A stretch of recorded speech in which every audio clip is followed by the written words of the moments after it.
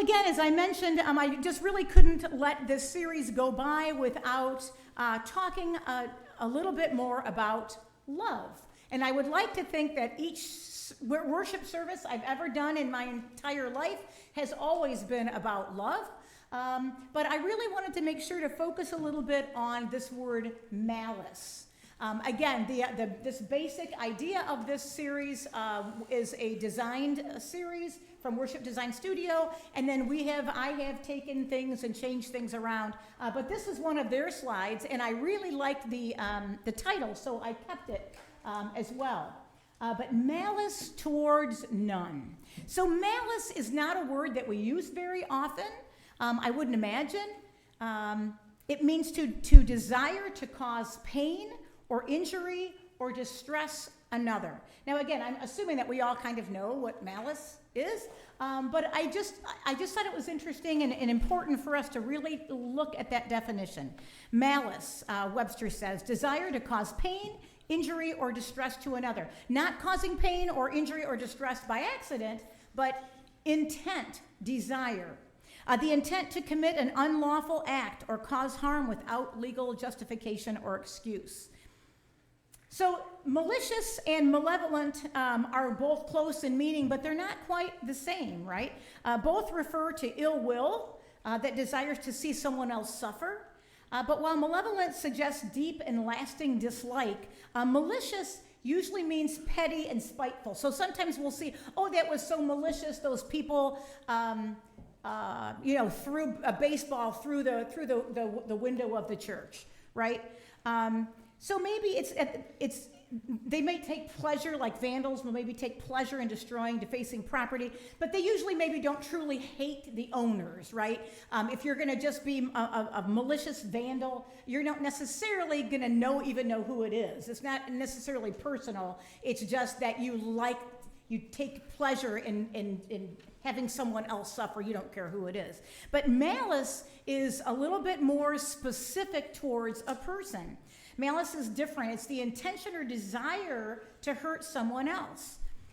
And again, malice, you'll hear that, right, in courts. It's an important legal concept. It has to be proved in order to convict someone of certain crimes, such as murder, first-degree murder, that they had specific intent, the malice, to hurt that person.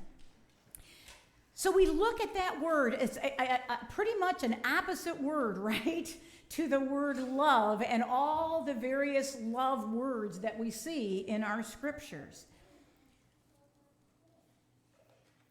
One of those we see is agape, right, that we see all the time, the Greek word agape. The Hebrew word for kindness or compassion or love is hesed. And again, you can't just say, oh, what does chesed mean? It means love, because chesed also has compassion and kindness and all these different things put together. Again, just kind of like the word agape. It's such an important part of the scriptures. In fact, chesed appears 250 times in the Hebrew Bible, the word that means basically our word love. And again, there's so many nuances, you can't just put one word on that. And speaking of words, what has been your word, those of you who have been here for these last couple weeks, or those who are new today? Is there a word that you kind of have been looking up behind me here and just going, oh yeah, I need to work on that one, or oh yeah. And again, be careful, because we've discovered that sometimes maybe you're going to go, oh, respect. Boy, my brother-in-law needs to fix that, right? Or boy, if my kids should be here to see that word. But we need to make sure that we're looking inward to ourselves, not pointing fingers, but looking at our own actions. Or what are some ways that we all need to be showing more love, perhaps through some of these things. At weddings, I try to remind people that, you know what, sometimes you don't feel like loving your partner. Anybody, if I had anybody got an amen on that one, right? Because isn't that sometimes exactly the case, right? Love is a feeling, but sometimes it's not a feeling at all. But yet we still have to show love to our, fill in the blank, family, kids, spouses, whoever, mother-in-laws, whatever you want to say.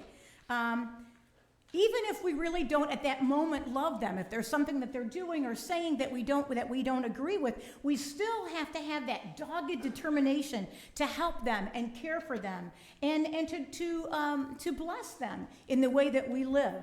And that's how we're meant to live our lives. And so in wedding services, I'll always try to say that it's not just the thing of, I'm in love. Well, that's wonderful, but you're not going to be in love when it's 3 o'clock in the morning and you're holding a crying baby that's been screaming for how many hours and you don't know what to do and you haven't slept, right? Of course you still love your child, but there's still going to be that thing of, oh my gosh. But again, at that point you see, okay, what is it that I can do? I love this child. I have to persevere. I have to show love, even if I'm feeling impatient or whatever that is. When we're wondering what is the point of being a Christian, you can look at this passage that we just shared today, because it's super easy, right? Love God, love your neighbor. Now, is it easy to do? No.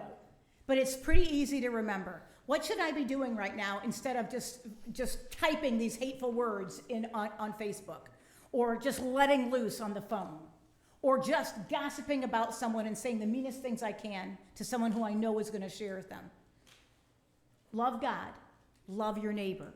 Am I doing those things, we ask. When we're wondering how on earth we should approach this election season, an astonishingly complex and it's historical first, and just all the different things that are surrounding this, we can look at this passage. Love God, love your neighbor.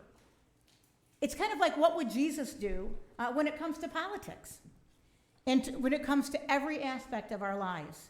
We can look at all the, and I think we would agree with me, chaos that we're seeing. And again, I think that we can admit that as any American would say, it's really chaotic right now. Whether, whoever it is that you are supporting, it's just been chaotic. But we can ground ourselves in that, what would Jesus do?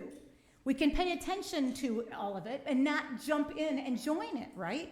We can ask ourselves, am I loving God here in my thoughts, in my speech? Am I loving my neighbor here?